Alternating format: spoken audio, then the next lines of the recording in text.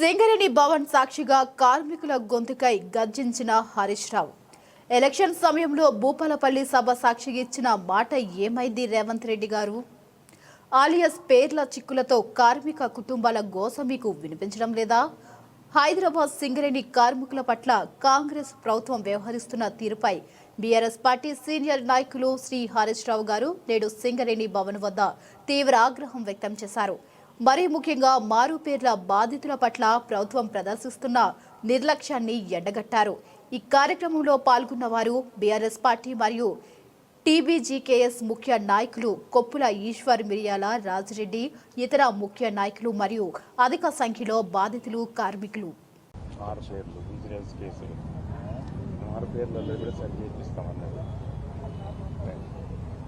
అందరికీ నమస్కారం.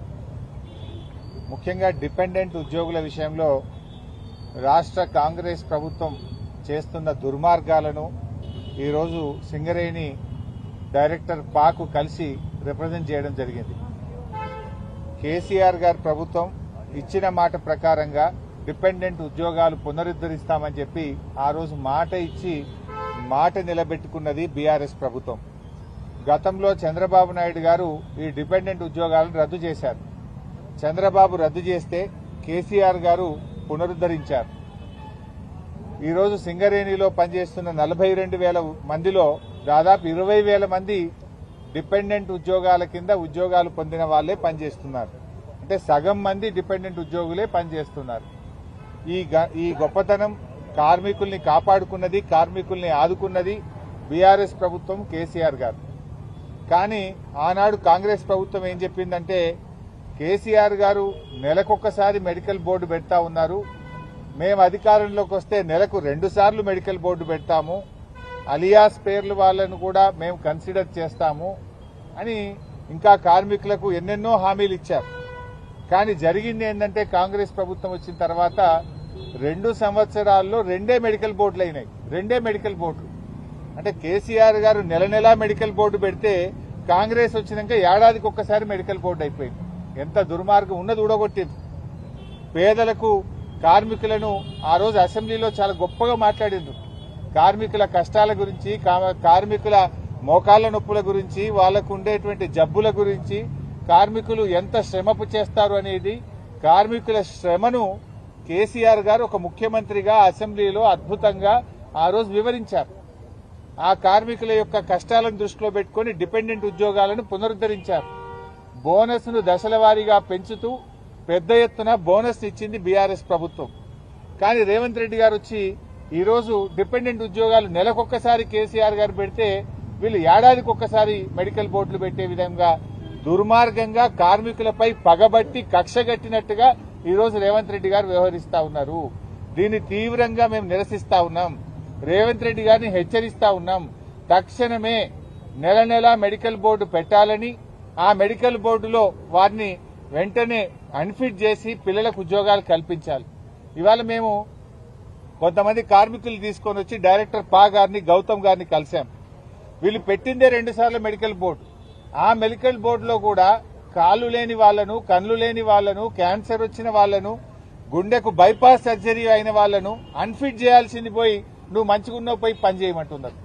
Bypass surgery అయింది, కడుపు మొత్తం జీరిండ్రు, క్యాన్సర్ రోగం వచ్చింది, ఒక కాలు తీసేసిండ్రు, 2 కళ్ళు కనబడతలేవు. అటువంటి వాళ్లను కూడా మెడికల్ బోర్డుకు పోతే కావాలని వాళ్ళని ఇబ్బందులకు పెడుతూ ఆ కుటుంబాలని ఇవాళ మెడికల్ గా మీరు ఫిట్ ఉన్నారు, పని చేయమని చెప్తా ఉన్నారు. 2 సార్లు బోర్డు పెడితే 55 మంది పోతే 5గురినే మరి మెడికల్లీ అన్ఫిట్ చేసినారు. రెండోసారి 123 మంది పోతే 23 మంది మాత్రమే మెడికల్ అన్ఫిట్ చేసి 100 మందిని మీరు ఫిట్ ఉన్నారు, పోయి పని చేయమంటున్నారు. అంటే ఒకటి మెడికల్ బోర్డు పెట్టరు, పెట్టినా ఏడాదికి ఒక్కసారి పెడతారు. అక్కడికి వెళితే కూడా వాళ్ళ దరఖాస్తులను మానవతా దృక్పథంతో పరిశీలించాల్సింది పోయి చాలా దుర్మార్గంగా మెడికల్ ఇన్వాలిడేషన్ ను, సర్టిఫికెట్ ను రిజెక్ట్ చేస్తూ మీరు ఇలా ఇబ్బందులు పెడతా ఉన్నారు. అందుకే ఆ కార్మికుల్నే తోలుకొని వచ్చినాం. ఇలా క్యాన్సర్ వచ్చిన వాళ్లను, గుండెకు బైపాస్ సర్జరీ అయినటువంటి వాళ్లను, కాళ్లు లేని వాళ్లను, కన్ను లేని వాళ్లను, ఒకవైపు కిడ్నీలు ఫెయిల్ అయిపోయి చేతిలో బ్యాగ్ పట్టుకొని నడుస్తున్నటువంటి వాళ్లను అసలు మీకు ఎట్లా చేతొచ్చింది, ఎట్లా మనసు వచ్చింది అని నేను రేవంత్ రెడ్డి ప్రభుత్వాన్ని అడుగుతా ఉన్నా. బట్టి విక్రమార్క గారు మీరే కదా మంత్రి, నువ్వు పెద్ద మాటలు కోటలు దుంకుతాయి నీ, నువ్వు మాది ప్రజాప్రభుత్వం అంటావు. ఇది ప్రజాప్రభుత్వమా? ఇది కార్మిక కంట ప్రభుత్వం, కార్మికులను గోసబెట్టే ప్రభుత్వం, ప్రజలను గోసబెట్టే ప్రభుత్వం, మానవత్వం లేని ప్రభుత్వం. ఈ దుర్మార్గాన్ని మేము తీవ్రంగా ఖండిస్తా ఉన్నాం. తక్షణమే మెడికల్ బోర్డు పెట్టి మానవతా దృక్పథంతో డిపెండెంట్ ఉద్యోగాలను పునరుద్దరించాలని చెప్పి మేము ప్రభుత్వాన్ని డిమాండ్ చేస్తున్నాం. ఇవాళ రేవంత్ రెడ్డి ప్రభుత్వం వచ్చినాక సింగరేణిని ప్రైవేట్ పరం చేసే కుట్ర జరుగుతా ఉంది.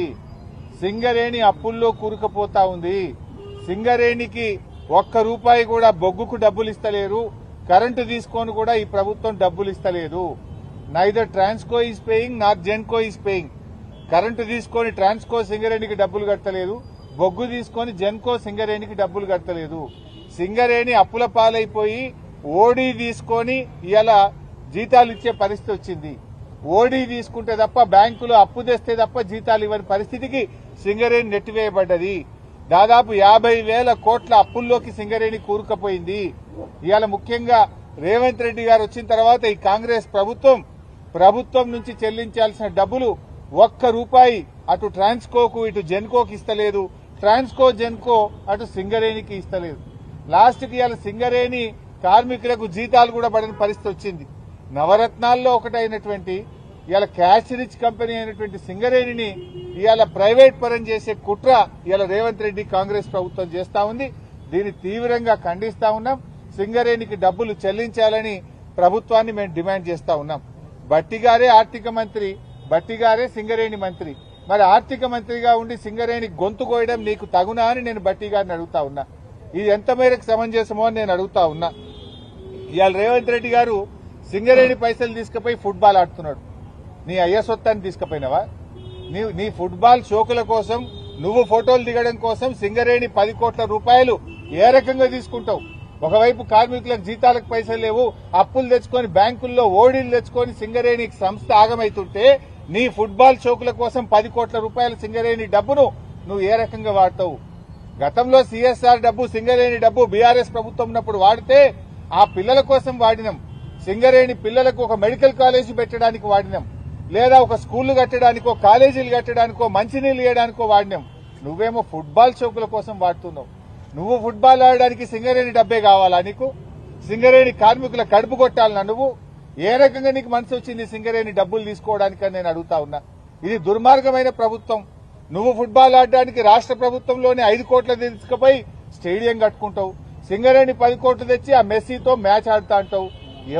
ఎవరయ్యే సొత్తని సింగరేణి పైసలు డైవర్ట్ చేస్తా ఉన్నావు? సింగరేణిలో జీతాలు ఇద్దామంటే పైసలే ఓడి తెచ్చుకునే పరిస్థితి ఉన్నది. నువ్వు 10 కోట్లు తెచ్చి ఫుట్బాల్ ఆడతావా? ఇదేనా ప్రజాప్రభుత్వం? ఏ రకంగా దుర్వినియోగం చేస్తావని చెప్పి నేను రేవంత్ రెడ్డిని అడుగుతా ఉన్నా. రేపు బీఆర్ఎస్ వచ్చినాక ఈ ఫుట్బాల్ మ్యాచ్ల మీద, ఈ ఫుట్బాల్ మీద పెట్టిన 110 కోట్ల మీద రేపు ఎంక్వైరీ వేస్తాం.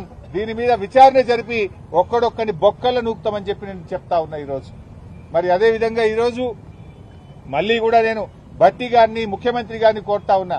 సింగరేణి మీ కాంగ్రెస్ మేనిఫెస్టోలో ఏం చెప్పారో ఒక్కసారి చూడండి. బోనస్ పెంచుతామన్నారు, లాభాల్లో వాటా పెంచుతామన్నారు, నెలకు 2 సార్లు మెడికల్ బోర్డు పెడతామన్నారు. చాలా హామీలు ఇచ్చిండ్రు, అన్ని తుంగలో దొక్కిండ్రు. సొంత ఇంటి పథకం తెస్తాం, ప్రతి కార్మికుడికి ఇల్లు కట్టిస్తామన్నారు. ఇంటి పథకం పోయింది, ఉన్న బోర్డు పోయింది, లాభాల్లో వాటా పోయింది. లాభాల్లో వాటా కూడా జిమ్మికి చేసిండు రేవంత్ రెడ్డి. మొత్తం ఎంత లాభాలు వస్తే దాంట్లో వాటా ఇస్తారా? దాంట్లో సగం పక్కకు పెట్టిండు.